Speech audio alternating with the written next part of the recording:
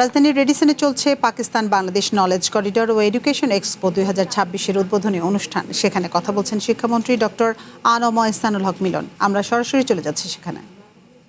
এগিয়ে গিয়েছে আর আমাদের অ্যাম্বাসেডর হিসাবে আমাদের যে শিক্ষার্থীরা পাকিস্তানে যাবে তারা সেখানে গিয়ে আমাদের মান ইজ্জত রক্ষা করবে এবং সুন্দরভাবে লেখাপড়া শেষ করে আসবে এবং সারা বিশ্বের শিক্ষার মানদণ্ডে তারা নিজেকে স্বীয় স্থান অধিকার করবে, এটি আমার দৃঢ় বিশ্বাস। মাননীয় মন্ত্রী, চীন আন্তর্জাতিক মাতৃভাষা ইনস্টিটিউটে চায়নার একটা এক্সপো চলছে, এখানে পাকিস্তানের চলছে, কিছুক্ষণ পরে মালয়েশিয়ার সাথেও আপনার একটা প্রোগ্রাম আছে। সব কিছু ভালো, কিন্তু আপনাকে যদি একটু স্মরণ করি, এই মুহূর্তে বাংলাদেশে বিদেশি শিক্ষার্থী একেবারে তলানিতে। দায় আপনার না, কারণ আপনি মাত্র আসলেন।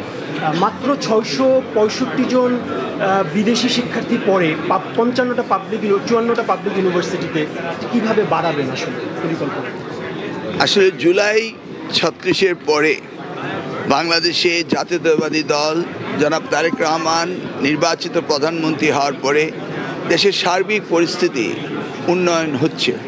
এইভাবে যদি উত্তর আমাদের দেশের সকল পরিস্থিতি উন্নতি হয় তাহলে আমাদের দেশেও ভালো ভালো বিশ্ববিদ্যালয় রয়েছে, সেখানে বিদেশ থেকে আসবে। আমরা 80-র দশকে কিন্তু ঢাকা বিশ্ববিদ্যালয়ে পড়েছিলাম, সেই সময় ঢাকা বিশ্ববিদ্যালয়ে বিদেশি স্টুডেন্টরা পড়তো। আমি বলবো ব্রেইন ড্রেইন নয়, রিভার্স ব্রেইন ড্রেইন করতে হবে।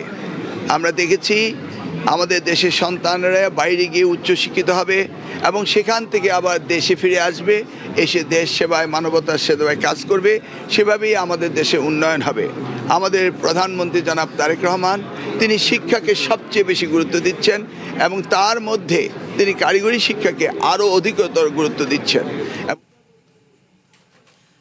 পাকিস্তান বাংলাদেশ নলেজ করিডর ও এডুকেশন এক্সপো 2026-এর উদ্বোধনী অনুষ্ঠানে কথা বলছিলেন শিক্ষামন্ত্রী ডক্টর আনম ইহসানুল হক মিলন। আমরা তখন সরাসরি ছিলাম সেখানে।